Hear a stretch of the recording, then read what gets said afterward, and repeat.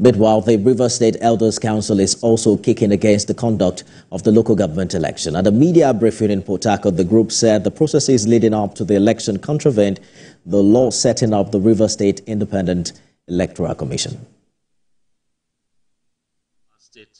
The updating and revising of the register of voters in such a manner as to ensure that continuous registration and updates of the register stops not later than 90 days before the date scheduled for the conduct of local government election in Rivers State is not in compliance with the RISEC law. Therefore, everything they have done is null and void. That RISEC should go back and follow due process as enshrined in their law to enable them conduct an election. That is the 7th order that was read out to you.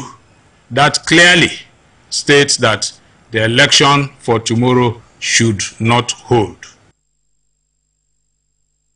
Public affairs analyst Femi Lawson joins me now for more on the updates coming in from Rivers. Mr. Lawson, we've seen a couple of other local government elections after the Supreme Court, the landmark Supreme Court judgment. What's happening in Rivers? Is this an issue of compliance with the law or mere political tussle?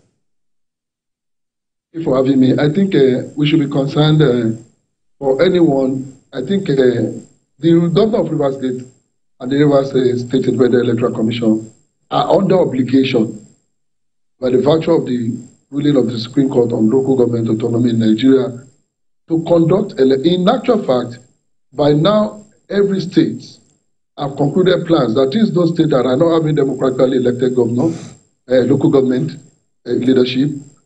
In Ogun State, by November 16, elections will be held. On September 24th, state held local government election. In Ondo State, January, local government elections are going to be held.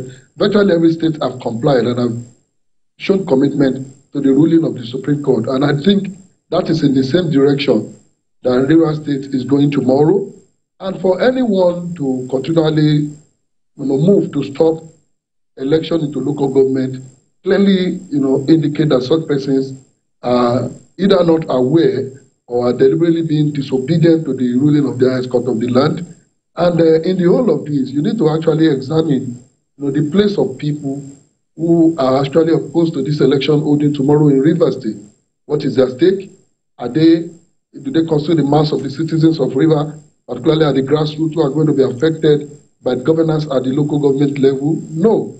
I think it is just an attempt by a few politically exposed persons to embark on an ego trip for political differences. Mr. Lawson. And this is not in the interest of the local government system, even in that state. Let us talk about the concept of independence for local governments, as a fallout of the Supreme Court judgment. Just how independent is this tier of government when we're not seeing much independence for election? In a couple of other states, we've had some political parties actually boycotting the process.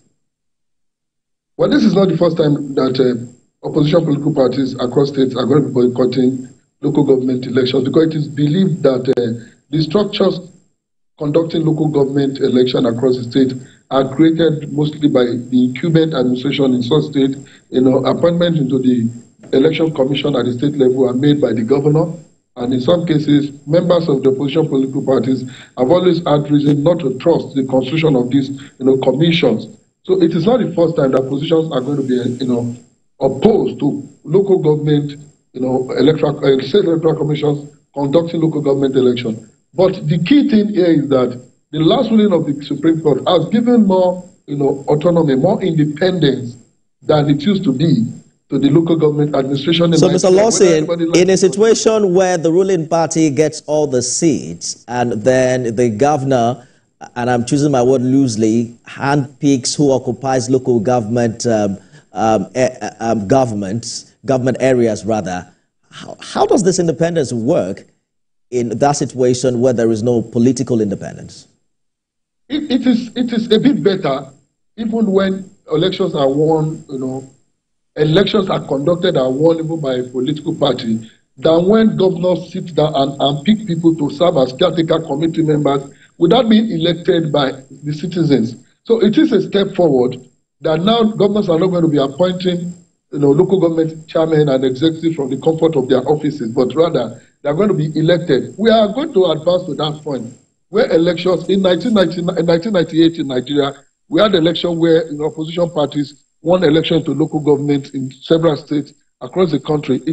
Now we have taken a step towards that direction now. Then local government were independent, they were getting their allocation, they were funded directly from the federal allocations. But now we are back on that road. Now we have gotten financial autonomy for the local government. We can deepen this further by ensuring the independence of the commissions that are going to be conducting this election. I was reading in the newspaper this morning that the chairman of Senate Committee on Finance is sponsoring a bill for the creation of a National Electoral Commission that will be in charge of local government election, even though this will still be subjected to the review of the Constitution, which has created the State Independent Electoral Commission. But we are making progress, and that is why we cannot but accept that as long as it is still within the power of the SIEC, the State Independent Electoral Commissions, to conduct this election, it has to be conducted, and it is a way better than appointing caretaker committee, which is now illegal in Nigeria based on the ruling of the Supreme Court.